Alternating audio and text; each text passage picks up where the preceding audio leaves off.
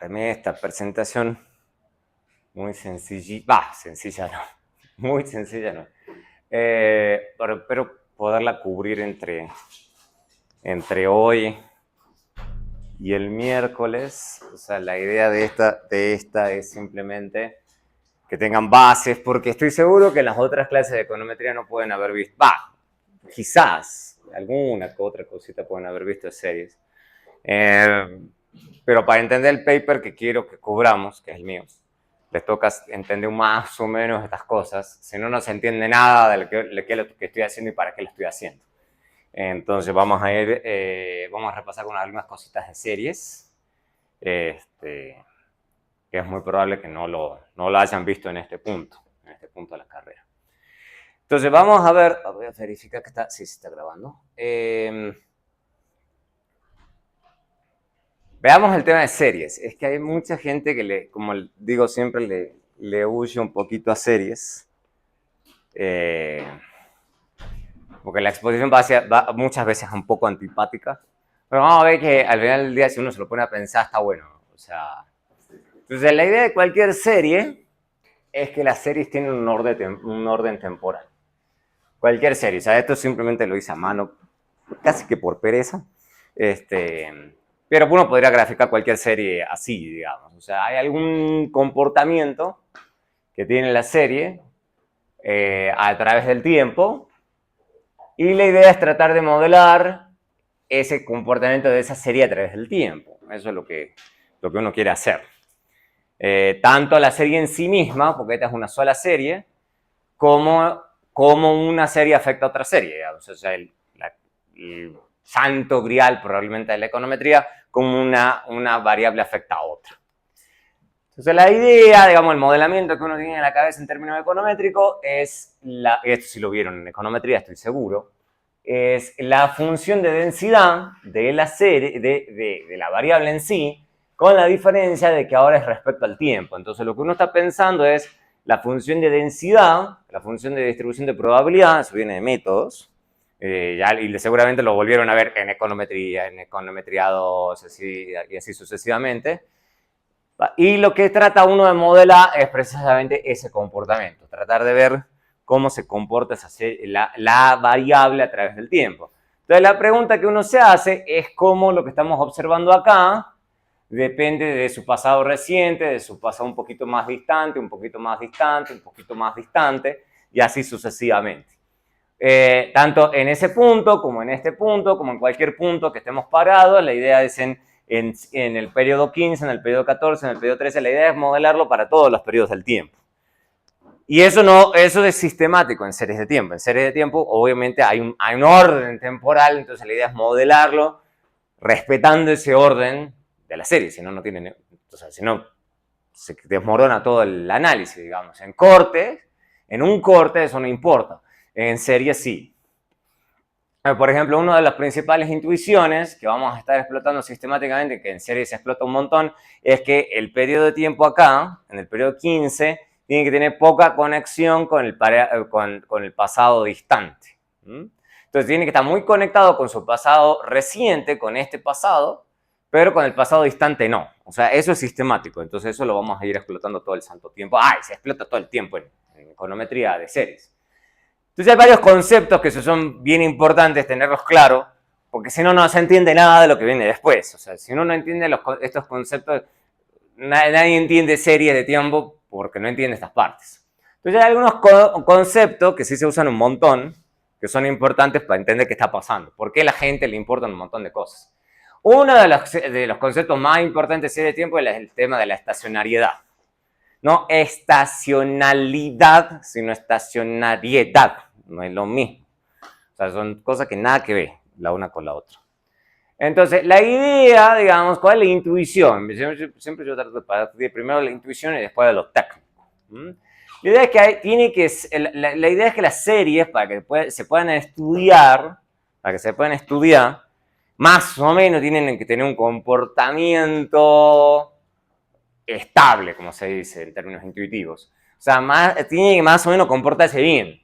Si la serie, por ejemplo, varía demasiado, o explota, o implosiona, o sea, tiene comportamientos demasiado raros, Es muy difícil de analizar, porque al final del día ¿cómo analiza uno algo que es demasiado inestable? Es muy complicado. Entonces la idea es que vemos a una serie, bajo el ojo econométrico, como una secuencia de variables aleatorias. Eso es lo que estamos pensando permanentemente. De hecho, a ver, eso no es extraño pensarlo así. Cuando uno piensa ese gráfico, obvio que eso es una secuencia de variables aleatorias. Esto es una variable aleatoria, esto es otra variable aleatoria, esto es otra variable aleatoria y así sucesivamente. ¿Se acuerdan de métodos? Bueno, ahí está. Bueno, entonces es una secuencia de variables aleatorias. La idea es que vamos a mover esa variable aleatoria en el tiempo, porque esa es la idea, es una secuencia de variables aleatorias, y la idea es que no importa cómo nos movamos a través del tiempo, la distribución de probabilidad se mantiene sin cambios. También, o sea, la idea de eso es la intuición de estabilidad se traduce en un tema de una función de distribución de probabilidad que más o menos se mantiene igual, ¿ok? Que se tiene que mantener sin cambios. Pero ¿cuál es la idea? En términos intuitivos. En términos intuitivos es que estamos pensando que las series en general se comportan así. Lo que se está pensando es que la serie se comporta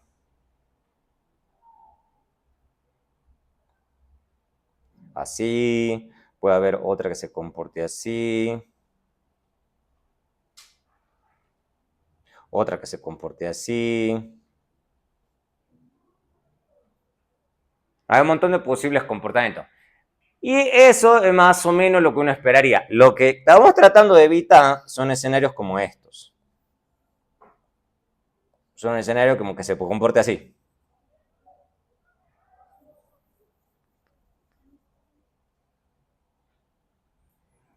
O sea, intuitivamente como que lo de la izquierda es un poco más fácil de analizar que lo de la derecha. ¿Okay? Entonces estamos tratando de más o menos estudiar series que sean así antes que sean así, porque eso es un enredo. ¿Okay? ¿Qué puede decir uno de algo como esto? No demasiado. ¿Okay? A menos que uno tenga, obviamente, una serie súper larga. Si uno tiene una serie súper larga que tenga ese comportamiento medio raro, quizás sí se puede estudiar, y se estudia en temas avanzados. Por ejemplo, si usted tiene una serie súper larga, eso pasa mucho con acciones. Puede haber que justo a una empresa en una época le fue súper mal, pero después la cosa se vino así.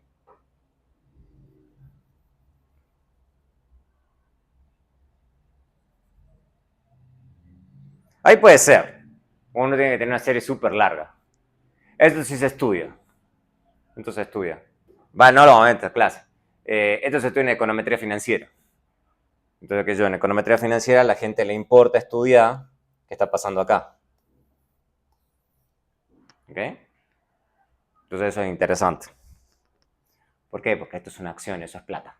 O sea, si uno logra presumir eso, uno puede decir si está por plata.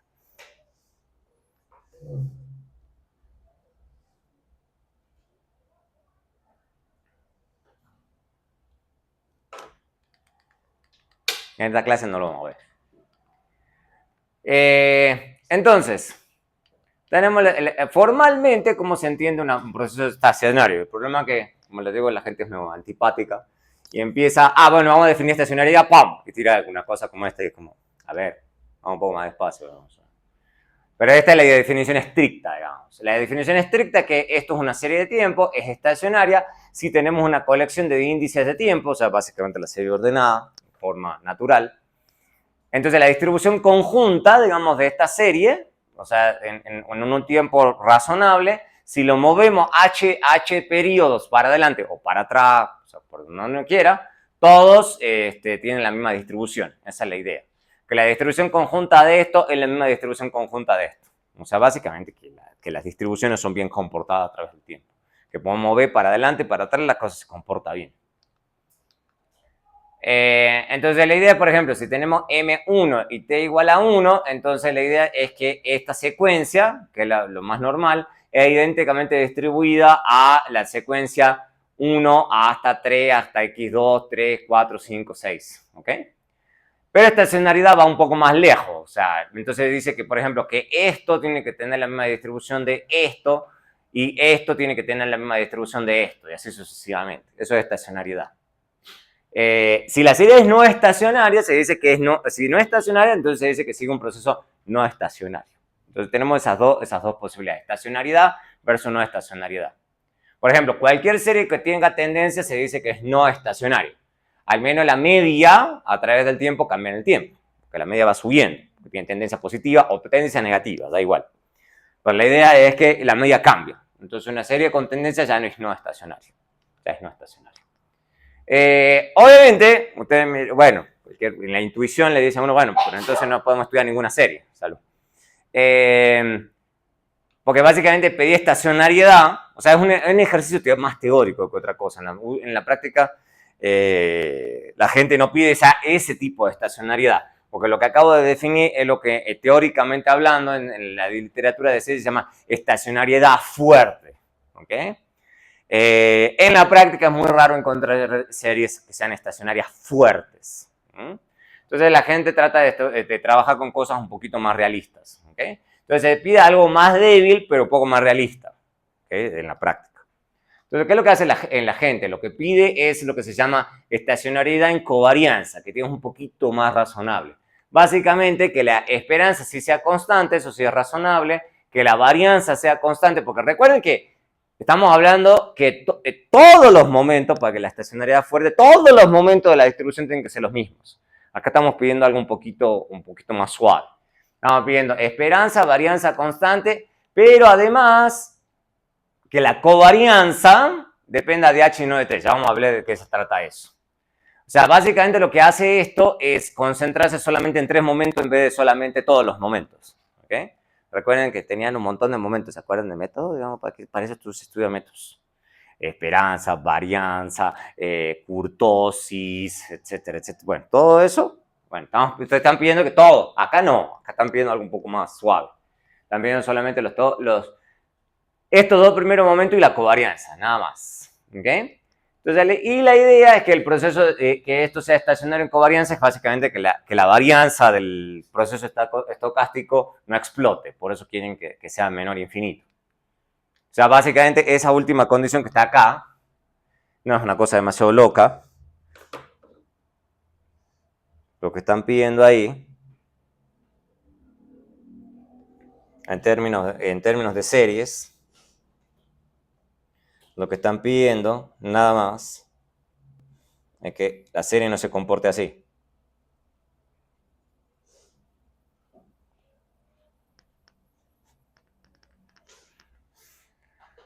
O sea, que no, la varianza no se vuelva una cosa completamente inmanejable. O sea, están tratando de que, si tiene varianza, que sea algo razonable, que sea una cosa...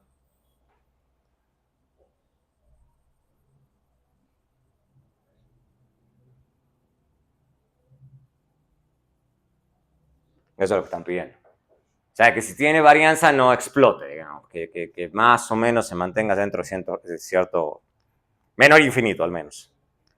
Menor infinito.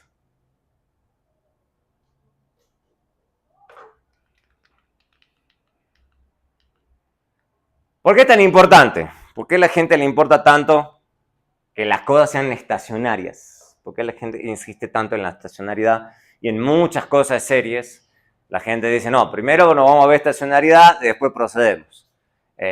Por un montón de razones. Lo primero, que ya tienen que haber estudiado en econometría 2 avanzada, no sé cómo ya le están llamando hoy en día, yo para mí la avanzada, es cuando ustedes veían teoría asintótica. Bueno, en teoría asintótica hablaban de la ley de los grandes números y teorema central del límite, que eran los 2 grandes pilares para hacer toda la econometría. Bueno, estacionariedad permite que ustedes puedan apelar a todas esas teorías. O sea, si las series no son no estacionarias, no pueden apelar a nada de esto. Eso es lo que está diciendo. O sea, no pueden usar nada de esto. Entonces, básicamente no pueden hacer econometría. Por eso la gente se concentra en estacionariedad. Y lo segundo, obvio, digamos que esto ya lo mencioné al comienzo, esto es lo técnico, digamos, esto es más lo intuitivo, es que necesitan cierta estabilidad, digamos. Si las series son hiper explosivas o varían demasiado, entonces es muy complicado de entender las conexiones entre las series. O sea, no se ve, digamos, básicamente. No lo pueden estudiar. Por eso a la gente le interesa estacionariedad primero que nada. Entonces la idea, bueno, acá el punto lo repetí. La idea es que lo que vamos a buscar en realidad es lo que se llama dependencia débil. Dependencia débil. Este es el otro concepto sencillo que se usa para evaluar estacionalidad. Porque lo que vamos a hablar, lo que vamos a tratar de lograr es lo que se llama no estacionariedad fuerte, que es mucho, sino estacionariedad débil. Y para estacionariedad débil necesitamos dependencia débil. Esa es la conexión de conceptos. Entonces la idea es que qué tan fuertemente está correlacionado XT con XT más H a medida que la distancia H se incrementa. O sea, básicamente eso que acabo de mostrar en los gráficos, que veía cómo XT se conecta con su pasado, y está su pasado reciente y su pasado lejano. Entonces la idea es que una serie estacionaria es débilmente dependiente si básicamente a medida que nos vamos separando, ¿okay? Las series, estos dos puntos en general se tienden a volver casi independientes, no es independiente, pero sí más o menos empiezan a ser cada vez más débil la conexión. ¿Okay? Una serie no estacionaria puede ser débilmente dependiente, aunque la condición tampoco tiende a ser raro. ¿Okay? Tiende a ser raro que eso pase. Típicamente hay otras definiciones de series débilmente dependientes, pero no nos vamos a meter en esa discusión. ¿Okay? Quizá en cursos ya que se dediquen a series, empiezan a hablar de otras cosas, de otros conceptos. Pero para los efectos de esta clase, y en general en la práctica, la gente se queda con esto. O sea, como que todos estos conceptos más sofisticados, la gente es como cuando ya le gusta econometría teórica. ¿Okay? En la práctica, la mayoría de la gente se maneja bien con esto. ¿Okay? O sea, básicamente la idea de una serie estacionaria en covarianza es débilmente dependiente si la correlación entre XT y XT más 1 tiende a 0. ¿Okay? Cuando H tiende a infinito. Básicamente la idea es que la correlación entre estos dos puntos tiende a 0 cuando H tiende a infinito. ¿Listo? Entonces básicamente se dice que son asintóticamente no correlacionadas. Eso es lo que se busca básicamente en la práctica. En la práctica la gente trata de lograr esto. Si la gente logró esto, listo, ya está, estacionaria, nos quedamos con eso. Chao. La gente trata de no complicarse mucho más. ¿Es posible complicarse mucho más? Sí. Pero la gente en la práctica trata de no irse tan lejos. Con esto la gente ya es feliz en la práctica. ¿Por qué es importante en series? Porque reemplaza el supuesto de muestra aleatoria, ya no necesitamos muestra aleatoria, y entonces nos permite la ley de los grandes números y el teorema central del límite. Esa es la razón. Entonces ya podemos eliminar el supuesto de muestra aleatoria. Ya no necesitamos ese supuesto. ¿Por qué? Porque en serie nunca podemos suponer muestra aleatoria. Ese es el gran problema. En cortes transversales sí, en series no. Entonces podemos evitar todo el supuesto de muestra aleatoria gracias a que tenemos correlación. Entonces, obviamente las series estacionarias y débilmente dependientes son las mejores para el análisis de regresión. Entonces, por eso todo el mundo hace todo un esfuerzo antes de meterse a hacer regresiones a ver que toda la estacionariedad funcione bien. Si la estacionariedad funciona mal, uno no se pasa a la econometría. ¿Okay? Entonces, el paso 1 es ver estacionariedad. Después viene la econometría. Si uno se da cuenta que las cosas son no estacionarias, que todo funciona feo, uno no hace econometría. Uno se frena antes de hacer eso. O tiene que buscar otras herramientas. Obviamente, por ejemplo, ¿cuál es una serie débilmente dependiente? Digamos, entre tantas otras que uno se le puede ocurrir, la famosa media móvil. La media móvil es básicamente un proceso así. Media móvil de orden 1. Es básicamente toma esto y estas dos cositas son ruido, lo que se dice. Esto es una secuencia ID con media 0 y va en ese sigma cuadrado E. O sea, básicamente estos se consideran series que se llaman en la literatura ruido blanco. Cuando dicen white noise, eso se llama ruido blanco, series ruido blanco.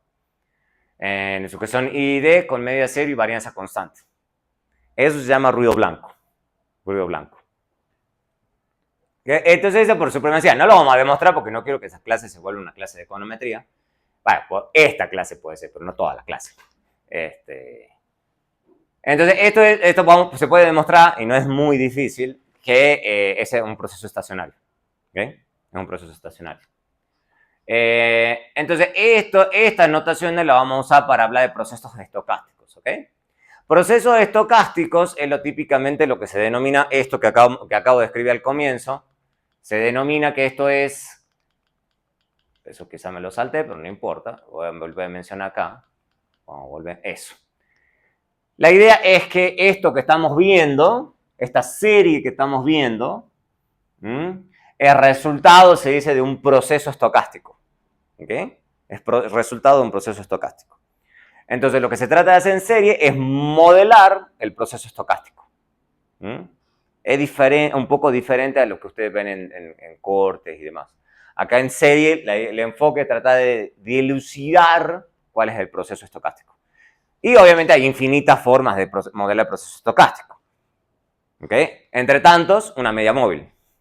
¿Okay? Pero hay muchas otras formas. Infinitas. Entonces, uno de los procesos estocásticos que se les puede ocurrir es una media móvil.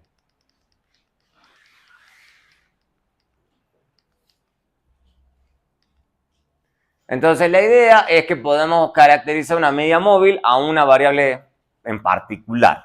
Una variable en particular. Variables dependientes, independientes, término de error, etcétera, etcétera. Entonces, generalmente, uno en series trata de modelar cada variable por separado y después trata de conectarlas entre sí. Otro muy usado, pero no sé, debería ponerlo con rojo, fluorescente, o sea, una cosa así como más fuerte, es un proceso autorregresivo de orden 1. Es el más conocido, lejos. Que es básicamente conectar a la variable en t con su pasado inmediato. Y obviamente hay de orden 1, de orden 2, de orden 3, de orden... Pero este es el más sencillo. ¿Okay? Nos vamos a quedar en esta clase con las cosas más sencillas.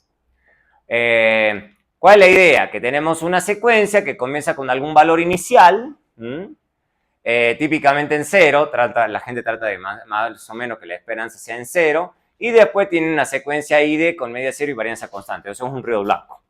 Entonces la idea es que nos podemos ir al principio de los tiempos y suponer algún valor inicial, y básicamente el valor que estamos viendo depende de su pasado inmediato más algún ruido blanco. ¿Ok? Más algún ruido blanco, más algún ruido que está en el medio. Ese es un proceso autorregresivo de orden 1. Eso quizá lo ven en algunos casos, para que no como econometría, sino como modelamiento macro, que en macro juegan mucho con este tipo de procesos. Por ejemplo, cuando ven los casos de inversión. Entonces dicen, la inversión en tal momento, del momento t, es igual a la inversión del año pasado multiplicado por algún grado de depreciación. Eso también lo van a ver mucho. ¿Okay? O también lo ven al revés, en vez de depreciación, sino un rendimiento. Entonces, la inversión que hice del año pasado, la inversión que tengo hoy es igual a la inversión del año pasado más la tasa de rentabilidad. Entonces, todo este modelamiento también se usa mucho en macro. Entonces, pero en econometría lo que a la gente le importa es que el proceso sea estacionario. Y para que sea estacionario tiene que ser débilmente dependiente. Y para que sea débilmente dependiente tiene que con la condición de que el valor absoluto de esto sea menor a 1. Intuitivamente tiene sentido. ¿Okay? ¿Por qué? Porque la idea es que esto depende de su pasado inmediato. Si esto es menor a 1, o sea, uno dice, bueno, entonces va a depender de su pasado inmediato, pero la conexión empieza a ser cada vez más débil. Si fuese mayor a 1, se volvería explosivo. ¿Okay? Se volvería explosivo. O sea, dependería de su pasado inmediato, pero cada vez dependería de forma más fuerte. Entonces la serie explotaría. ¿Okay? Eso también lo tienen que haber visto en economía matemática como una ecuación en diferencias. También se puede ver como una ecuación en diferencias. ¿Okay? ¿Ven que está todo conectado? Método, econometría, economía matemática, todo está conectado. Bueno. En econometría lo que se busca entonces es que esto sea menor a 1. Sea menor a 1. Entonces, en esos casos se dice que el proceso es estable. El proceso es estable. El proceso autorregresivo de orden 1 es estable. A la gente le gusta eso. Y se puede demostrar, tampoco lo voy a hacer, porque no quiero demorarme tanto en este tema. Se puede demostrar que esto es el coeficiente de correlación entre dos términos. Se puede demostrar. Entonces la idea es que la correlación entre xt y xt más 1 es igual a ρ. Y de hecho se puede demostrar que la correlación la correlación entre YT y YT más 2 es yo rho al cuadrado. Y así sucesivamente. Entonces ahí uno demuestra que básicamente necesitamos que esto sea menor a 1, porque si no, cuando voy aumentando la distancia no va a tender a 0. Yo necesito que tienda a 0. Entonces, si esto es menor a 1, tenemos que la correlación tiende a 0 cuando H tiende a 0, que es exactamente lo que quiero. Necesito que la conexión empiece a bajar. Que la correlación entre los dos términos, a medida que su distancia vaya volviendo más grande, tiende a 0. Entonces se dice que un proceso AR1 es estable y débilmente dependiente. Eso es lo que todo el tiempo estamos buscando, que sea débilmente dependiente, que sea estacionario. Pero estacionariedad débil, de nuevo. No estamos con la estacionariedad fuerte. Para la fuerte, lo que hemos dicho, necesitaremos que todos los momentos sean 0. Acá estamos buscando cosas más débiles, más suaves. Porque es muy importante, vamos a repetir muchas veces esto. Porque es muy importante, lo vamos a hablar. En cursos más avanzados van a hablar de combinaciones entre media móvil y autorregresivo. Ahí es donde empiezan a ver lo que se llama ARMA. Y después vamos a hablar enseguida de cuando se llama ARIMA. Entonces ustedes empiezan con MA, con AR, después hacen ARMA y después hacen ARIMA. Es con lo que les sigue. ¿Ok? Y así, entonces las cosas se empiezan a mezclar, es como una ensalada, van tomando cada elemento y van mezclando todo. ¿Okay? Que la ensalada tenga buen gusto es difícil, o sea, porque cada herramienta va funcionando diferente. Esto lo van a ver en cursos especializados. En este curso no lo vamos a ver, sé que tranquilos. Entonces, volvamos al proceso AR1. Vamos al proceso AR1. Tenemos el proceso AR1 y este proceso AR1 puede ser débilmente dependiente, que es el que acabo de hablar, o puede ser lo que se llama altamente persistente. Tenemos las dos posibilidades, débilmente dependiente o altamente persistente. Y recuerden, esto es ruido blanco, entonces eso no nos molesta tanto. Pero, ¿qué pasa si ρ, por ejemplo, es exactamente 1? ¿Okay? Si ρ es exactamente 1, ahí ya empieza a haber problemas. Básicamente, ahí surge el concepto que se llama, uno de los pilares, también en las intuiciones más básicas, se llama caminata aleatoria, random walk. ¿Ok? ¿Qué es un random walk o caminata aleatoria? Es básicamente esto. Es un proceso AR1 donde ρ es 1. Eso es todo. ¿Okay? Eso es una caminata aleatoria. Y fíjense que la caminata aleatoria ya empiezan a ser problemáticas. Si uno lo piensa 2 segundos. Básicamente que les está diciendo que en YT es exactamente igual a T-1 más un ruido blanco. Ya. ¿Okay? Eso es una caminata aleatoria. Entonces significa que la mejor predicción que puedo hacer YT de YT-1 es YT-1. Porque hay un ruido blanco que tiene media 0. Entonces básicamente que el modelamiento es como o sea, bastante malo. Básicamente, YT es simplemente su valor anterior más una variable aleatoria con media 0 independiente de YT-1. O sea, la gente no, se puede demostrar básicamente con la caminata aleatoria es no estacionario. O lo que se denomina también es altamente persistente. Caminata aleatoria es uno de los primeros ejemplos, por eso es lo primero que se les enseña, de una serie altamente persistente. O sea, básicamente la correlación, dado que lo que acabo de decir, esto es la correlación entre t y t-1. Si esto es 1, entonces no importa cuántas veces lo eleven, a la 1, a la 2, a la 3, a la 4, a la 5, siempre va a ser 1.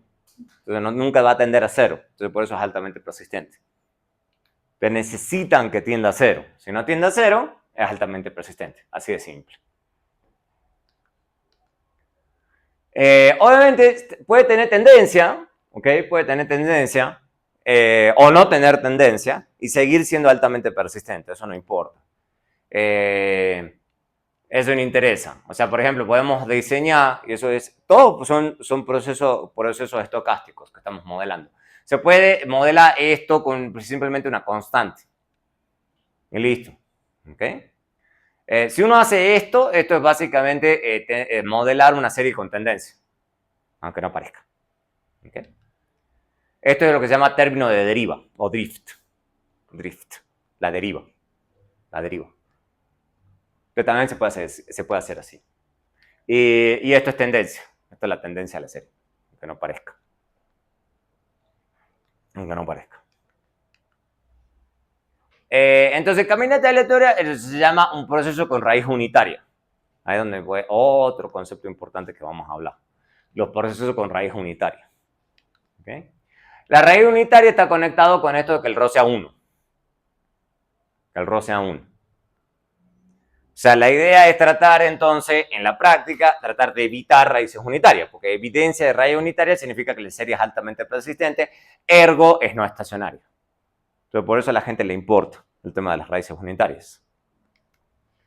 Un proceso con raíz unitaria, básicamente, por ejemplo, cualquier serie débilmente dependiente no tiene que sufrir de raíz unitaria. Eso es básicamente el otro ejemplo. Entonces, básicamente, los procesos que sí tienen raíz unitaria hacen que YT esté muy correlacionado con YT más 1, más H, perdón. No importa qué tan grande sea H, entonces por eso a la gente no le gusta. Entonces, ¿qué es lo que se puede hacer? Digamos, vamos a hablar en un segundo de las pruebas de raíz unitaria. Pero ¿qué es lo que hace uno si uno detecta raíz unitaria? Si uno dice, entonces me rindo. No, uno diría, no, ya, me rindo y listo, digamos, y abandono toda la econometría. No. ¿Qué hace la gente en la práctica? La gente lo que le hace en la práctica es transformar las series. La gran pregunta es, ¿cómo transformarlas? Afortunadamente en series, las transformaciones son intuitivamente razonables. Entonces, la idea es suponer que una serie sufre de una raíz unitaria, entonces transformar esa serie para que se vuelva débilmente dependiente. Los procesos débilmente dependientes que se dice, por ejemplo, si es débilmente dependiente desde el inicio, se dice que son integradas de orden 0. ¿Okay? O sea, básicamente no necesitan ninguna transformación. Si no necesitan ninguna transformación y desde el inicio son débilmente dependientes, entonces se dice que son integradas de orden 0. Entonces, 0 indica que no es necesario transformarla. En cambio, si la necesitamos transformar una sola vez, por ejemplo, la caminata aleatoria con o sin deriva, se dice que son integradas de orden 1. O sea, si básicamente las transformamos una vez y ya las volvemos a ser débilmente dependientes, entonces se dice que son integradas de orden 1 o eso se denota con una I1. I1. Y así pueden ser I2, I3, I4, I5, I6, I7, I8, etcétera, etcétera. Típicamente en la práctica, volvemos, las series van a ser o I0 o I1. Es rara las series que ya son I2, I3, I4, I5. Supongo que en ciertos escenarios bien peculiares en esas cosas puede pasar. Pero es raro. El 1 indica que básicamente la primera diferencia, esa es la transformación que más se usa. El proceso es débilmente dependiente. Ellos se llaman estacionarios en diferencia. También se les dice así. Para que la jerga no los complique tanto. Se llama estacionario en diferencia. En diferencia, ¿por qué? Porque lo que se dice es que la primera diferencia es estacionaria. Eso es lo que se está pensando. Entonces, veamos, por ejemplo, la caminata aleatoria. Veamos la caminata aleatoria. La caminata aleatoria. Entonces, la idea es que si tomamos esta primera diferencia, o sea, YT menos YT menos 1, tenemos el ruido blanco. Y el ruido blanco es por supremacía el proceso estocástico más estacionario que uno asume. Tiene media cero y varianza constante. Entonces, evidentemente tiene que ser estacionario. Entonces, típicamente la gente, esto es lo que le dice que es la transformación más común que se hace. Toma primeras diferencias de la serie. Y listo. No se complican demasiado. Entonces la gente toma o la primera diferencia, o la segunda diferencia, o la tercera diferencia, así sucesivamente. ¿Puede haber algunas otras transformaciones? Sí, quizás, pero esta es la más común lejos. Entonces la idea es que se vuelve una secuencia I y D y se vuelve un proceso débilmente dependiente. Entonces, este es el clásico ejemplo de si tenemos una caminata aleatoria, entonces tomando la primera diferencia, vamos a volver a la serie débilmente dependiente. Entonces, una caminata aleatoria es el ejemplo por supremacía, ¿okay?, de una serie que se denominaría I1 o integrada de orden 1. Pues básicamente tomando solamente una vez la primera diferencia, ya tenemos estacionariedad. ¿Vamos bien? ¿Me van siguiendo? Bueno. Entonces es diferenciarla una vez y listo. Obviamente también podemos tomar log de y, ¿ok? Entonces tenemos una diferencia de logs. Esto también es muy común, súper común. Esto también lo deberían haber visto en econometría. ¿Se acuerdan cuando hablaban de logs? Y tomaban log, nivel, nivel, log, nivel, log, log. Bueno, en serio vuelve a aparecer todo eso. ¿Mm? Y eso porque a la gente le gusta log, porque la diferencia de logs es tasas de crecimiento. ¿Mm? Además, limpia un poco los valores aberrantes y ese tipo de cosas. Entonces, en serie también se usa mucho logs, pero muchísimo. Muchísimo. Porque básicamente el cambio en log es aproximadamente el cambio porcentual o el cambio relativo en una variable. Entonces podemos usar la tasa de crecimiento de y, ¿okay? Si creemos que la log de y es integral de 1. Y eso es lo típico. Por ejemplo, ustedes tienen la serie de PIB, ¿ok? Entonces la serie, es raro que la gente use el PIB en nivel, que se dice, o sea, que vendría a ser log de PIB, ¿ok? Sino que la gente usa el crecimiento del PIB, ¿ok? Porque el crecimiento del PIB uno asume que no es así, es estacionario, en vez del nivel del PIB. Entonces eso se usa mucho. Se usa mucho. Veamos, por ejemplo, un ejemplo. Yo en el paper que después, yo no creo que esta clase, la clase que viene, porque el paper mío es largo, no hago solamente la prueba de Dickey-Fuller, hago un montón de otras pruebas. Pero les voy a mostrar la intuición nada más detrás de una prueba de la prueba de Dickey-Fuller. Que la Dickey-Fuller es la más conocida, lejos, la más conocida. Tiene un millón de problemas, pero es la más conocida. Es la más conocida. O sea, lo que ha hecho la gente es sobre la Dickey-Fuller armar un montón de otras que superen los problemas que tiene Dickey-Fuller. ¿Okay? Básicamente la idea es de tratar de detectar si una serie es integrada de orden 1, o de orden 2, o de orden 3, no importa, digamos. Pero la idea es de detectar sobre la serie, si la serie sufre de raíz unitaria, por eso se llama prueba de raíz unitaria. O sea, no es difícil. Por eso se llama prueba de raíz unitaria. Entonces la idea es partir de esto. Ya lo hemos visto un millón de veces. Claro, un millón de veces no, como 10, pero la idea es partir de esto. Partir del proceso de autorregresivo de orden 1 con deriva. Con deriva y tenemos el rho acá. Dicho eso, la idea es que esto es un ruido blanco, de nuevo. Y la serie tiene raíz unitaria sí y solo si el rho es igual a 1. Eso ya lo sabemos. ¿Okay? Por eso raíz unitaria. Si además suponemos que esto es 0, entonces no tiene deriva, puede ser. Entonces se puede hacer esta prueba con deriva o sin deriva, da igual. Creo que el default en stat, en muchas cosas, suponen que tiene alguna deriva, simplemente porque casi todas las series tienen alguna tendencia. Entonces la idea es, la hipótesis nula, ¿cuál es? La hipótesis nula es que esto sea 0. Esto es lo que se arma. O sea, la hipótesis nula es que hay raíz unitaria. Eso sí es importante, porque para más adelante, ¿ok? La hipótesis nula es que hay raíz unitaria. Y la idea es ver si podemos rechazar o no rechazar la hipótesis nula. Si podemos rechazar la hipótesis nula, entonces sabemos que tenemos una serie estacionaria. Si no la podemos rechazar, tenemos evidencia de una serie no estacionaria. Esa es la idea. Entonces, obviamente, normalmente la alternativa es que esto es menor a 1. Obvio. Porque necesitamos que sea no estacionario versus estacionario. ¿Ok? Así de simple. Entonces se arma la prueba así. Entonces la idea es muy sencillo. Bueno, pues sencillo no. Vamos a verlo por partecitas. La transformación no es tan complicada, hay que hacerlo por partes nada más. Entonces tomamos el AR1 que acabamos de escribir. ¿Qué hacemos? Le tomamos al lado izquierdo y derecho, le restamos y menos 1. ¿Qué tenemos del lado izquierdo entonces? ¿Qué tenemos del lado izquierdo? Delta, bueno, ¿cómo se llama eso? La primera diferencia. La primera diferencia. Entonces eso nos queda del lado izquierdo. Y del lado derecho tenemos esto. Pero fíjense que esto es igual a esto. ¿Y eso qué hace su amante del álgebra interno? ¿Qué hay que hacer ahí? Factor común. Eso, ¿ve? Que el álgebra, lo que le digo. No se tienen que casar con el álgebra, pero el álgebra sí tiene que ser muy amigo, pero muy amigo del álgebra. ¿Okay? Entonces, ¿qué es lo que hacen? Toman factor común. Entonces, tienen la primera diferencia y el factor común acá. Y entonces pueden reescribir esto de esta forma. Este es como un tita. Entonces, tita básicamente es rho menos 1. Ya. ¿Por qué quieren hacer entonces eso? Para que les quede que básicamente van a regresar la primera diferencia contra esto. ¿Ok? No es tan complicado, es una transformación súper sencilla.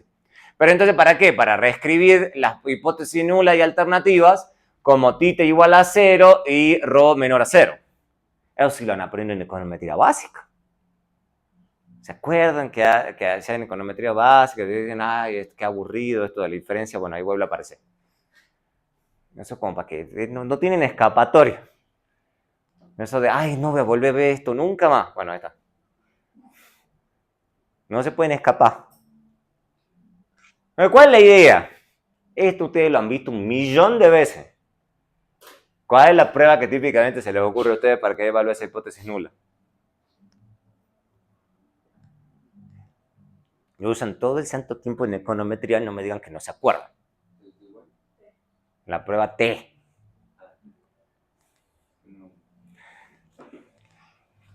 ¿Se acuerdan de econometría? Bueno. No se pueden olvidar. Esa es la prueba T. Solamente que la hipótesis alternativa está un poquito diferente. Pero es la que uno inmediatamente dice, prueba T. ¿Listo? A una cola, sí. A una cola. A una cola. ¿Recuerdan? Que le enseñaban inferencia en econometría. Bueno. Está ahí. En métodos también lo vieron, seguro. Se olvidan. Pero toca repasar. Bueno. ¿Cuál es el problema que tiene esto? Digamos, a pesar de que a uno se le ocurre la prueba T. Porque el estadístico T no tiene una distribución normal. Es un problema. ¿Okay? Eso fue lo que Dickey y Fuller, que eran dos econometristas, descubrieron. O sea, a eso se dedican los econometristas puros. Los econometristas puros se dedican a evaluar ese tipo de cosas. Los que hacemos en la práctica no, usamos lo que ellos diseñan. Los puros sí estudian eso, estudian nuevas pruebas de hipótesis, estudian las distribuciones de las pruebas de hipótesis, diseñan nuevos estimadores. Lo que hacemos más práctica, usamos lo que ellos diseñan. ¿Okay? Y directamente cuando alguien me dice, ¿por qué lo está haciendo eso? Vaya a preguntarle eso. Nosotros usamos lo que ellos han dicho. Entonces, ¿cuál es la idea? Eso no nos permite hacer inferencia. Porque ustedes siempre han usado la distribución T. Ustedes, aunque no lo sepan, cuando hacen una prueba T, están usando distribuciones T. O cuando tienen una muestra suficientemente grande, una distribución normal. Por eso se les enseña la distribución normal. ¿Okay? No es casualidad. Entonces, lo que se hace es usar una distribución diferente a la distribución T, que se llama distribución Dickey-Fuller.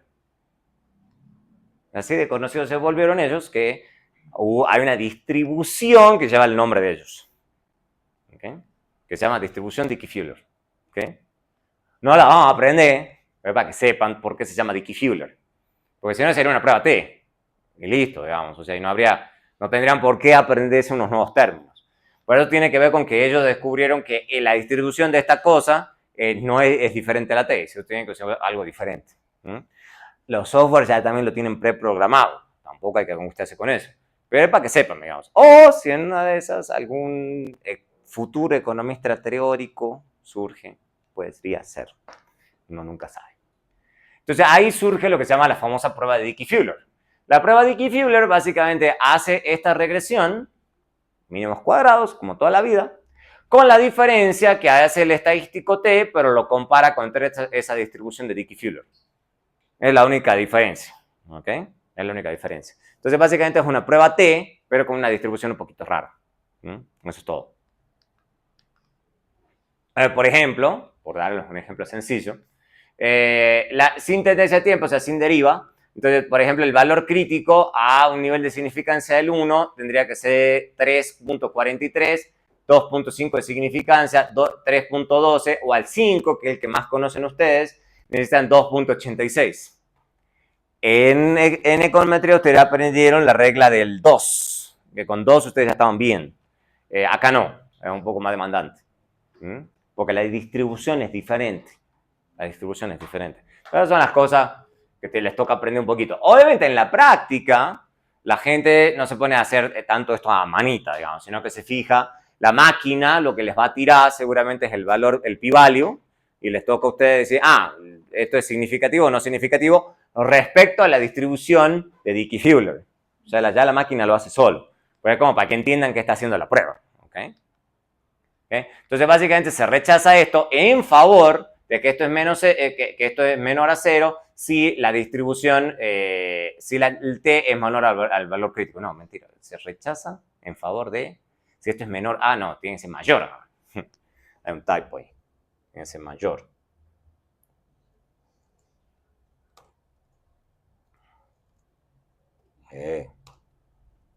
Listo, ya. Eso es un typo.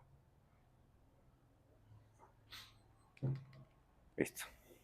Obviamente ustedes lo pueden hacer más difícil si tienen ganas, se hace todo el tiempo, porque el que acabo de mostrar es fácil. Por ejemplo, en vez de escribir solo esto, esta es la regresión más sencilla,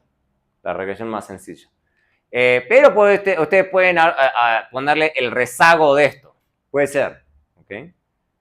Porque quieren modelar mejor el proceso autorregresivo. Entonces, donde suponen que esto es menor a 1, obvio. Y obviamente pueden escribirlo con un rezago, con dos rezagos, con p rezagos.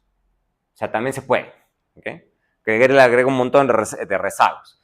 Y bueno, la prueba de hipótesis sigue siendo respecto a tita. Pero ustedes le pueden querer agregar todos los rezagos que tengan ganas. Y se hace la misma prueba. Exactamente la misma prueba. Eso que está ahí se llama Dickey-Fuller aumentada. ¿Ok? Dickey-Fuller aumentada. La gente típicamente no hace la distinción entre Dickey-Fuller y Dickey-Fuller aumentada. Usan directamente la aumentada. Típicamente cuando la gente está hablando de hice una prueba de Dickey-Fuller, usualmente se supone que está usando la aumentada. Eso se llama Augmented Dickey-Fuller. O también le dicen ADF test. ADF test. Eso es importante que lo tengan en claro. O sea, porque las siglas, a veces uno se pierde con las siglas, es por eso. O sea, le dicen, hice una prueba ADF. Es una prueba de Dickey-Fuller aumentada. ADF test. ¿Okay? O sea, la idea es tratar de controlar cualquier correlación serial que pueda existir. ¿Okay? Sencillito. O sea, no es tan complicado.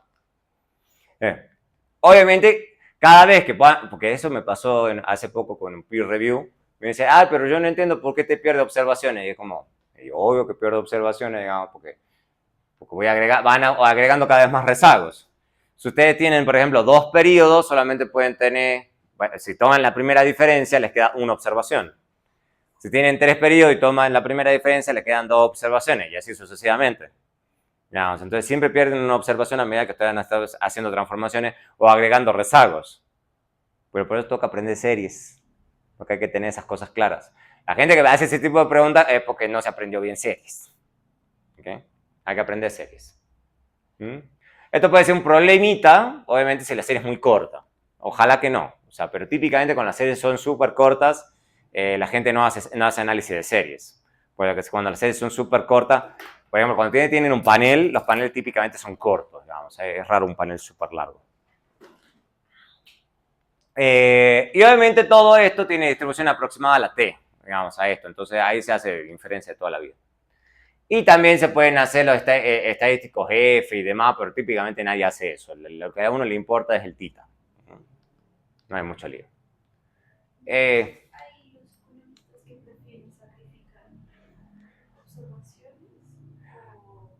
Ya lo vamos a ver. Básicamente lo que se hace es hacer una batería. O sea, las máquinas, afortunadamente las máquinas son súper eficientes hoy en día. Uno corre toda y uno tiene diferentes criterios como que se llaman de bondad de ajuste, como si fuera un R cuadrado pero más sofisticado.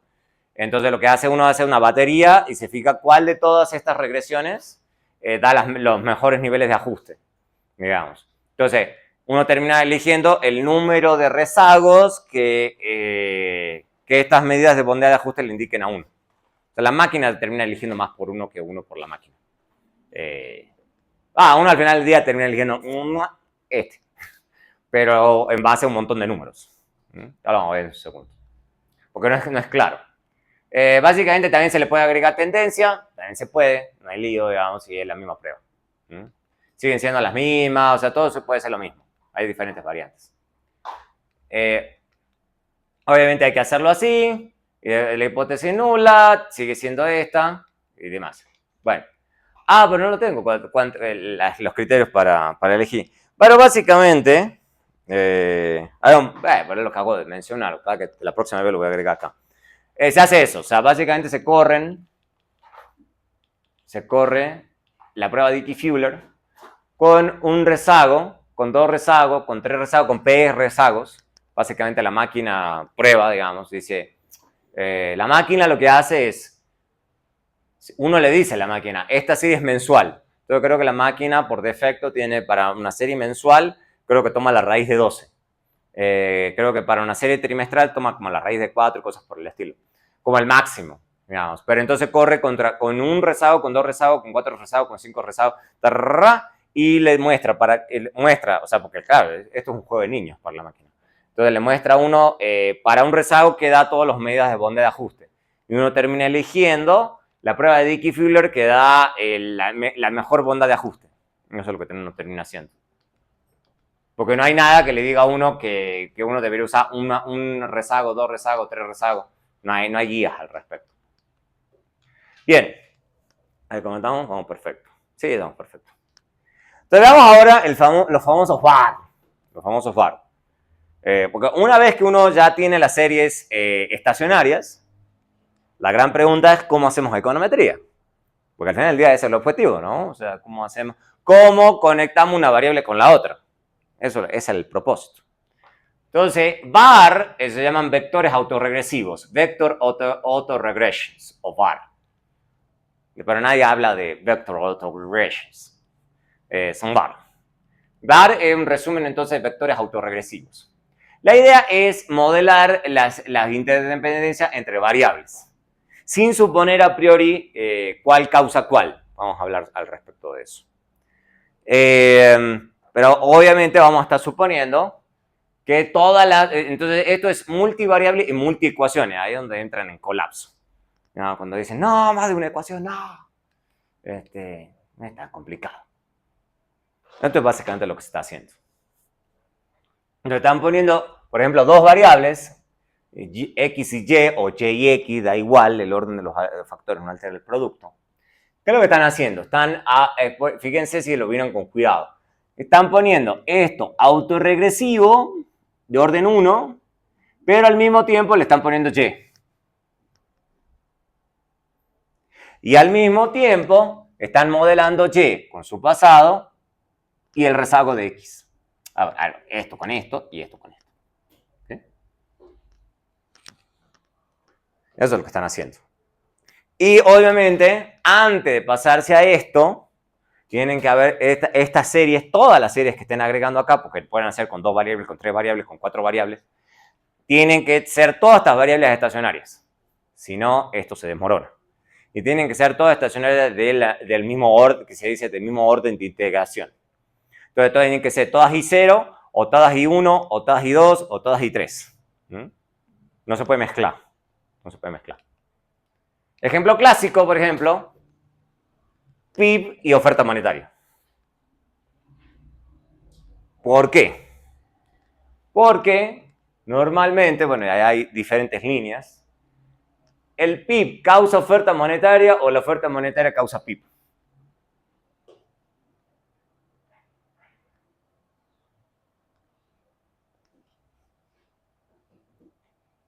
¿Qué han aprendido en macro?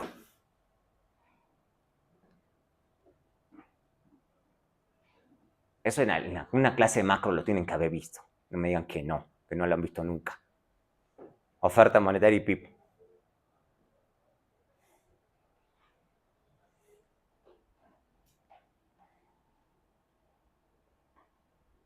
¿No lo han visto? ¿Qué están haciendo en la clase de macro? Hay un grupo de gente que dice que es bueno expandir la oferta monetaria. ¿Por qué? Es la esencia de todo banco central. La inversión, sube la inversión y el consumo porque cara la tasa y eso dinamiza la demanda real. Exacto. Y el PIB. Esa es la idea. Es el propósito de cualquier banco central. de evaluar el efecto de los cambios en la oferta monetaria sobre el PIB. ¿Por qué? Porque ¿qué es lo que está tratando de controlar el Banco Central? La inflación. Si yo expando la demanda agregada, la inversión y demás, ¿qué es lo que más probable que va a pasar con la inflación? Sube. Y eso sí lo deberían tener claro, ¿no? Todos. ¿Cuáles son los objetivos de un banco central? Entonces, eso es lo que, por ejemplo, hacen los bancos centrales. Los bancos centrales estudian, con modelos más sofisticados, obviamente, cuál es el efecto de estas cosas. O sea, los bancos centrales no están tomando decisiones así porque se les ocurre, digamos. Ellos modelan un montón de variables. Creo que, de hecho, que el modelo que ellos usan, que el famoso Patacón, creo que son 200 variables, una cosa así. Se llama Patacón. El modelo que usa el Banco de la República se llama Patacón. Tiene un nombre, no sé qué significa Patacón para ellos, pero se llama Patacón, para que sepan. Entonces, esto se llama un VAR 2. VAR 2. Tiene dos variables, dos rezagos. ¿Ok? Dos variables, dos rezagos. Pero se pueden hacer, bueno, mentira. Pues puede hacer, este es un VAR 1, este es un VAR 2. Este es un VAR 2. En un VAR 2 es dos variables, pero acá ya estoy teniendo t-2 y t-2, t-2, t-2. Y yo puedo plantear VAR con el número de variables y el número de rezagos que usted quiera. También se puede. ¿Ok? Y de nuevo, para las máquinas de hoy en día, esto es un juego de niños. ¿Ok? Computacionalmente hablando, el esfuerzo de uno como econometrista debe elegir de todos los modelos que puede correr la máquina cuál resulta mejor para los propósitos de uno. Ahí es donde entra el econometrista. Entonces, la máquina con el econometrista es las dos cosas. Que la gente se obsesiona solamente porque la máquina haga todo. Si la máquina puede hacer todo, entonces ustedes no son inútiles, no sirven para nada. Entonces, dejemos que las máquinas dominen el mundo. O sea, es ustedes lo que tienen que poner de su parte. Obviamente, volvemos a lo que decía recién, se pueden elegir de nuevo, igual que con las pruebas de raíz unitaria, la cantidad de rezago que ustedes tengan ganas a los efectos computacionales. ¿Qué es lo que se hace? Estimar un montón de modelos VAR con diferentes números de rezago y comparar el ajuste. Lo mismo pasa con las raíces unitarias. Entonces, hay una cosa que se llama Akaike Information Criterio, AIC, o Schwartz Bayesian Information Criterio, es AIC, y el Hanna-Quinn Information Criterio, HQIC. Eso es Information Criteria, Information Criteria, Information Criteria. ¿Ok? Entonces ustedes van a ver la máquina, les va a tirar todo eso. O sea, son un montón de números. Para VAR de 2 o 3 variables, que son chiquititos, entonces, estos dos últimos funcionan bastante bien. En cambio, el último es mejor para modelos de grandes dimensiones. Como típicamente uno modela cosas grandes, la gente se va muy por el AIC. Típicamente. Aunque en la práctica mucha gente trata de elegir los modelos que los 3 criterios le indiquen. Pero depende, digamos. Precisamente lo que hacen los econometristas puros, volvemos, es estudiar ese tipo de cosas. Ellos modelan un montón de modelos y se fijan cuál criterio de información es mejor que otro. ¿Cuál modela mejor? Ahora veamos causalidad Lagrange. Causalidad Lagrange. Es otro concepto que también surge mucho en serie. Causalidad Lagrange. Que no es tan complicado. Yo no sé por qué la gente a veces lo enreda demasiado a la causalidad de Lagrange. Hacen unas cosas más difíciles. No es tan complicado causalidad de Lagrange. Básicamente es tratar de evaluar causalidad. Es causalidad, obviamente dice el nombre. Pero la idea es cómo hacerlo en series. Se dice que una variable X causa Lagrange Y si tener en cuenta los rezagos de X nos ayuda a predecir Y mejor que si no lo hacemos. Eso suena un poco trivial, pero no es tan trivial. O sea, básicamente es decir, una prueba de significancia. Es decir, modelamos, por ejemplo, a Y respecto de su rezago inmediato, o podríamos poner, como le digo, un montón de rezagos que ustedes tengan ganas, y la idea es una prueba de significancia de este muchacho que está acá. Es como tratar de evaluar significancia estadística de una variable, pero controlando por el proceso estocástico que tenga la variable que es de nuestro interés. Eso es lo que estamos haciendo en esencia. Entonces es una prueba de significancia, nada más, solamente que un poquito más sofisticada. Pero lo que pasa es que la gente lo confunde, el hecho que dice ahí causalidad. Causalidad de Granger o causalidad a Lagrange. ¿Okay? Pero una prueba de significancia estadística. ¿Y ustedes qué deberían haber aprendido en econometría? ¿La significancia estadística es evidencia clara y contundente de causalidad o no? No. Eso es lo que deben haber aprendido hace rato. Hace rato. Entonces, como que causalidad de la creencia se hace, pero no hay evidencia definitiva, digamos, de que haya causalidad. Entonces el nombre es un poquito engañoso. Pero una prueba de significancia. ¿Okay? Entonces, básicamente, esto es el beta estimado estadísticamente significativo. O sea, es básicamente una prueba T. No es tan complicado. ¿Okay? Pero es una prueba de significancia, nada más. Obviamente, típicamente no se agrega un solo rezago, sino que se agrega un montón, por lo que le acabo de decir. Uno no corre con uno. Uno corre con 1, 2, 3, 4, 5, 6, 7, 20. Y lo que se hace, básicamente, para evaluar causalidad de la Granger de una variable en otra, se hace una prueba F. O, utilizando teoría asintótica, por eso acá trato de que no se vuelva una clase de pura econometría, pero es necesario en este punto. Cuando no se puede usar la prueba F, se usa la prueba Phi cuadrado. Entonces, cuando ustedes ven una tabla de causalidad de la Granger, no se muestran estadísticos F, sino estadísticos Phi cuadrado. Básicamente, la prueba Phi cuadrado es una prueba F, pero con teoría asintótica. Es lo mismo, pero el propósito es el mismo. Entonces, por ejemplo, acá, supongamos una cosa como esta, entonces se dice que X causa la Granger Y si tanto esto como esto, no, este que está acá y este que está aquí, ambos son conjuntamente significativos, con una prueba F o con una prueba de Phi cuadrado. Con cualquiera de los dos. Típicamente va a ser con una Phi cuadrado. Entonces la idea es preguntarnos si los rezagos de X son predictores estadísticamente significativos de Y, controlando por los rezagos de Y. Esa es la única diferencia. Entonces es una prueba significativa, típicamente conjunta, pero controlando por rezagos de Y. Esa es la única gran diferencia respecto de lo que típicamente han aprendido de una prueba F, porque ustedes sí aprendieron las pruebas F. Este es un caso específico, digamos, para series de una prueba F o una prueba de significancia conjunta, si lo quieren ver en términos más generales. Obviamente sigue siendo sensible a las mismas cosas de toda la vida. Variables omitidas, endogeneidad, o sea, los mismos problemas que han aprendido toda la vida. O sea, ¿ustedes creen que lo que han aprendido no servía para nada? Bueno, vuelve a aparecer. Todas las cosas que ustedes les insistían, no puede haber un sesgo de variable metida, pues aparece acá. O sea, ustedes pueden agregar las variables que ustedes quieran aquí, pero tranquilamente alguien les puede decir, ay, pero usted se olvidó de tal variable. Y es perfectamente claro que eso puede ser posible. O sea, entonces es correlación, es una pura prueba de correlación, no exactamente causalidad. Por eso la gente genera unas confusiones gigantes. Pero la literatura ya está escrita así, yo no puedo hacer nada. O sea, ya está el concepto se pasó a llamar causalidad de la Granger. Bueno, no debería haberse llamado causalidad de la Granger, pero ya está inventado así. Entonces, tienen que tomarlo como si fuera una prueba estadística, pero no como prueba de causalidad. Entonces, a no confundirse.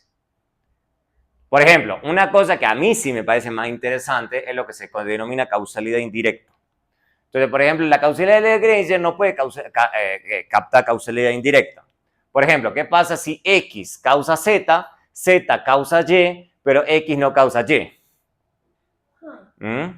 Eso es causalidad indirecta. O sea, que haya una variable intermedia que sea la que efectivamente sea la que está causando una variable a la otra.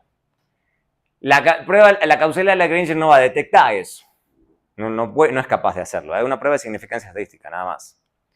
Entonces, porque son una prueba de una sola ecuación. O sea, fíjense que lo que acabo de mostrar, ¿no? O sea, toma esta ecuación y prueba la significancia de esto y esto. Es una sola ecuación. Entonces, ¿qué hacer?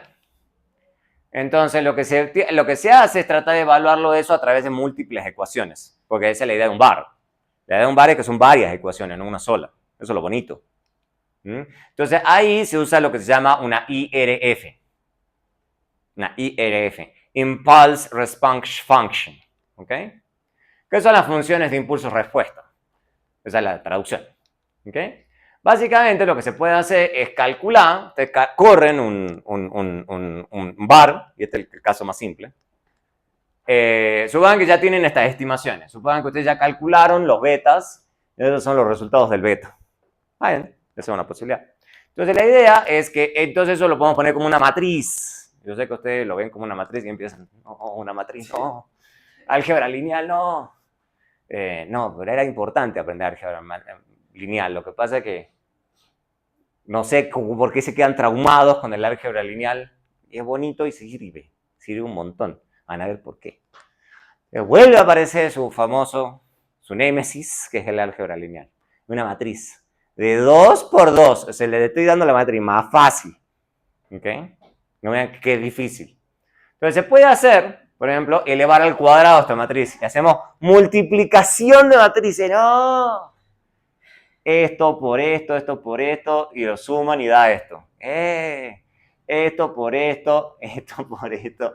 O sea, y queda la multiplicación de matrices y le queda esta matriz. Y pueden seguir multiplicando matrices porque son matrices cuadradas. Las matrices cuadradas se pueden multiplicar sistemáticamente por sí mismas todo el tiempo. Entonces tienen beta al cuadrado, beta al cubo y así sucesivamente. Ustedes me dicen, uy, pero ¿para qué estamos complicándonos tanto? Resulta que esta secuencia,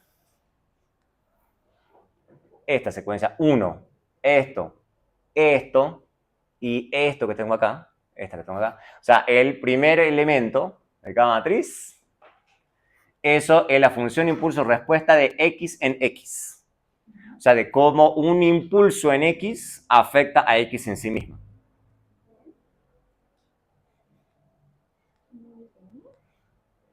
De x en x. Sí. El impulso es este. Sí, este es el impulso. Como un impulso en x afecta, en este caso, solamente a x.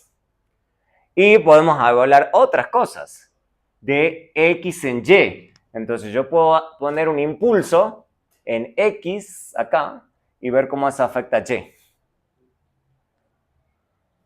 Son impulsos, shocks, ruido que le están metiendo al sistema, a ver qué pasa. Y qué es lo que el sistema que estoy estimando predice. Entonces es el efecto de un shock en una unidad en E1T, porque esto es X, acá.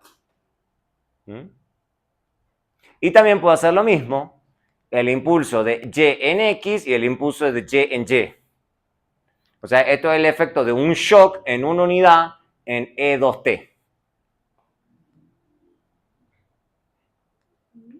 Súper bonito. ¿Okay? Shock de una unidad. Shock de una unidad. Entonces, esto, así todo muy bonito, se puede evaluar así. Eso es lo bonito de series. Porque ahora pueden ver cómo le pego a X y cómo eso afecta a X. Que obviamente, para que se vea así, tiene que ser estacionario, porque si no, o sea, no seguiría cero. Pero también pueden ver lo que a uno realmente le importa, es cómo X afecta a Y.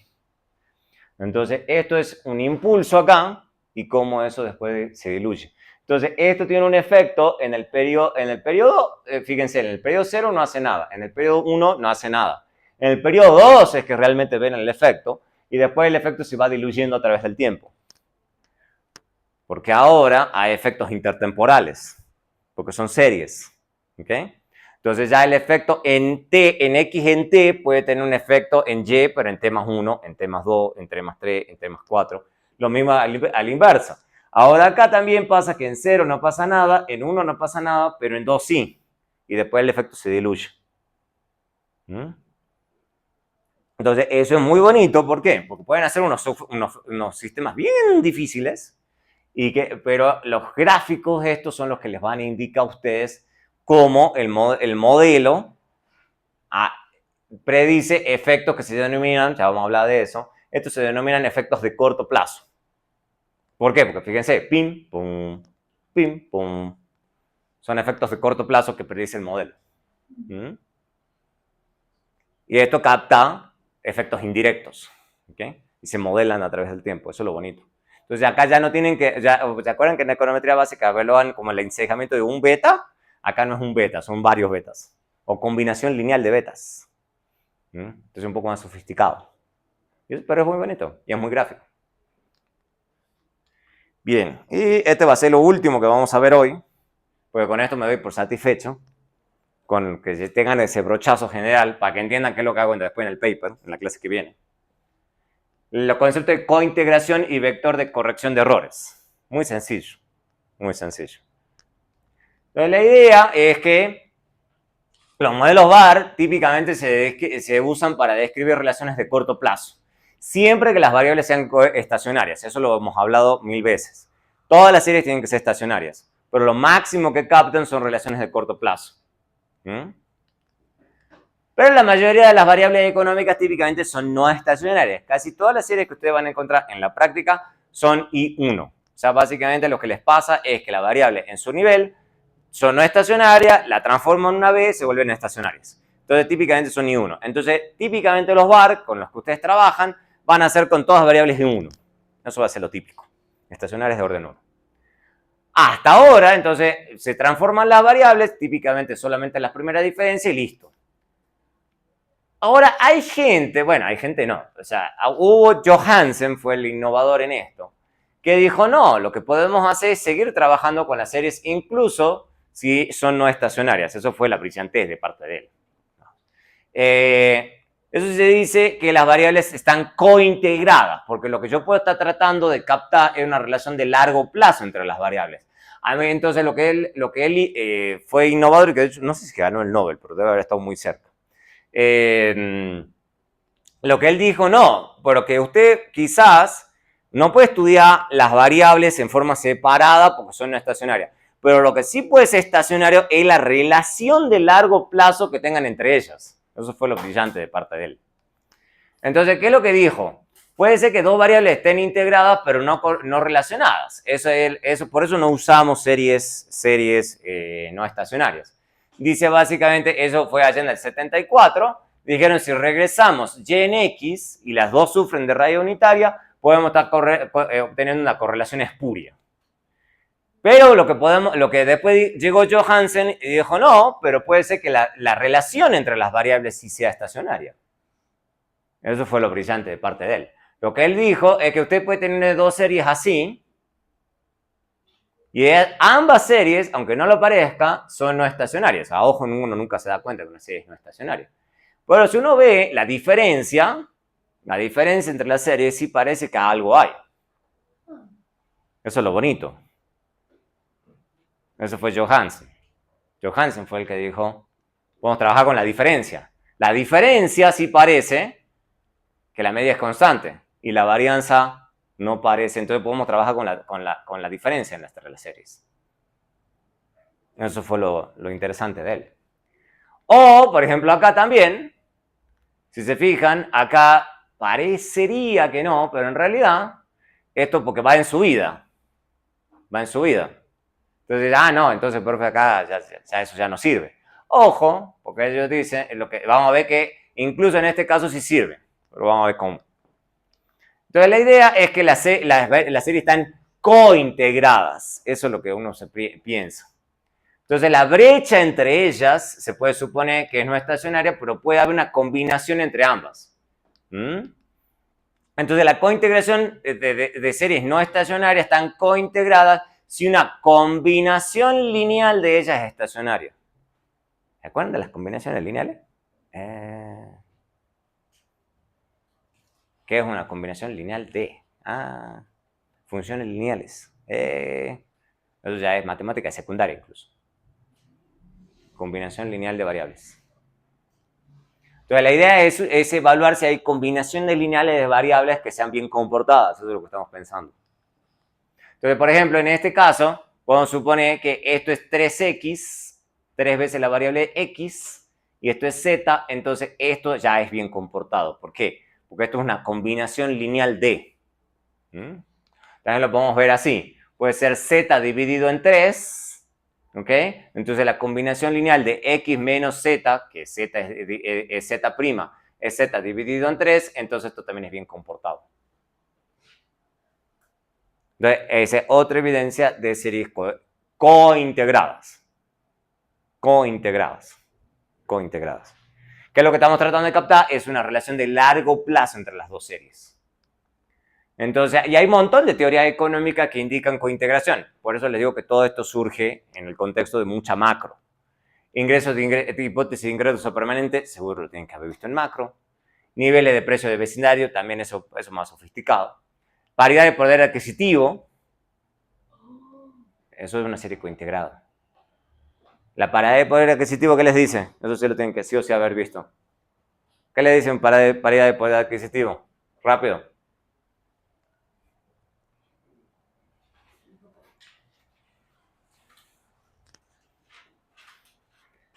¿No saben qué es paridad de poder adquisitivo?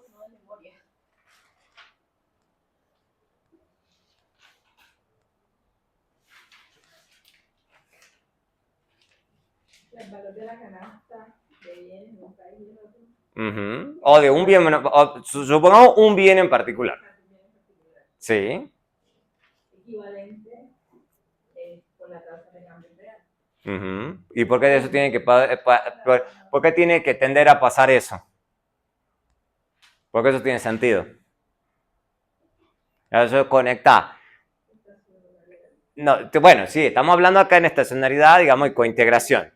Pero estamos hablando, digamos, básicamente de que la teoría dice que ningún bien, si hay libre movilidad de capital y de bienes, estamos suponiendo eso. Ahí están suponiendo libertad de mercados. La libertad de mercados, eso viene con comercio internacional, por eso tiene que ver con comercio internacional.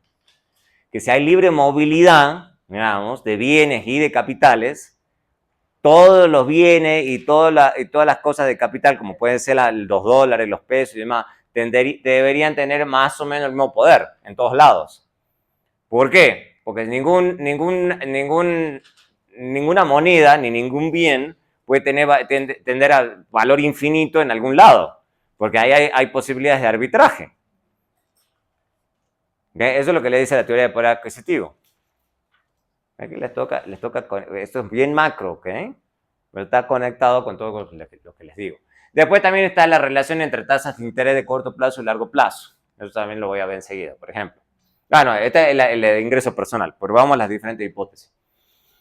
Pero, por ejemplo, se puede argumentar que el log del PIB y el log del consumo están fuertemente conectados y tienen una relación de largo plazo, obvio. No, van más o menos así. Todas son series que tienen una conexión de largo plazo. O, por ejemplo, y este también es otro ejemplo muy bueno, de bonos AAA y bonos pues los AAA son de mejor categoría. ¿Entienden lo de los ratings? De las tasas de interés, de los bonos, de los países. No sé qué andan aprendiendo. Los AAA son los mejores bonos que se pueden comprar. Son los bonos a cero riesgo. Típicamente esos Estados Unidos, Canadá, Australia. ¿Okay? Son los de cero riesgo. Obviamente, cuando el riesgo es bajo, la tasa de interés tiene que ser alta o baja. Baja, porque es de cero riesgo. ¿Okay? Y le sigue otra de un riesgo un poco más alto. ¿Okay? La B no es tan alto, digamos. O sea, la B viene a ser país un poquito menos, que puede ser España, Italia, digamos. Son los que están más abajo. Entonces, ¿qué es lo que se asume?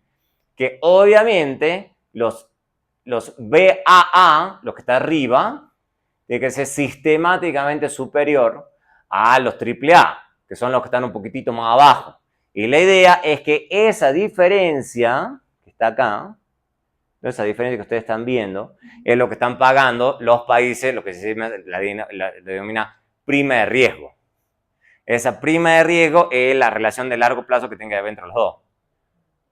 Y tiene que haberla, digamos, si no es medio raro, digamos. Porque si no, o sea, si esto se divergería, significaría que es mucho mejor negocio darle a los riesgosos que a los seguros, y viceversa. Tampoco pueden cruzarse, digamos, porque significaría que le están cobrando más al que es un seguro pagador al que es menos, o sea. Entonces eso no puede cruzarse, ¿ok? ¿Se entiende? Entonces en macro especialmente surgen todas estas teorías bien interesantes. Y este es otro, digamos, de corto y de largo plazo, para que acá es más difícil de ver. Esto es básicamente a qué tasa se paga. Entonces, obviamente se paga un poco más, no es súper diferencia, por eso que esto es Estados Unidos. Seguramente en países en desarrollo eso es mucho más grande. Obviamente, típicamente se tiene que pagar más tasa de interés por pedir préstamos a largo plazo que a corto, porque a largo plazo hay más riesgo, digamos. Entonces, si yo estoy emitiendo un bono a largo plazo, obviamente tengo que ofrecer unas tasas de interés superiores, si no, no me prestan. ¿Okay?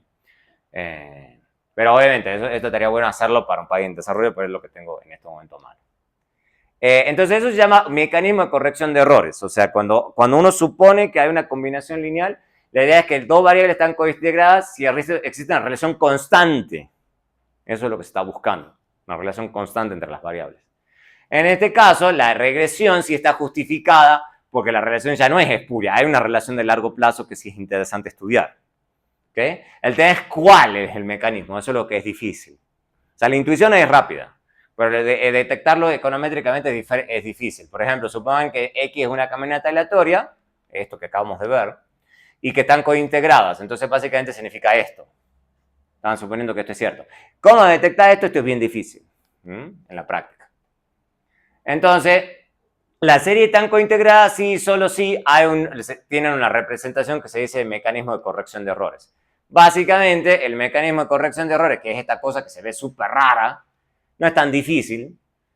Básicamente, esto es un bar, pero modificado. Esto es un bar, ¿okay? Donde a ustedes le están agregando esta partecita. Eso es todo. Donde están diciendo que hay alguna parte, digamos, de ese bar que hace que las series de todas formas converjan, la combinación lineal converge entre ellas. Eso es lo difícil de detectar. Los modelos básicamente se derivan, no los voy a mostrar, de modelos bar.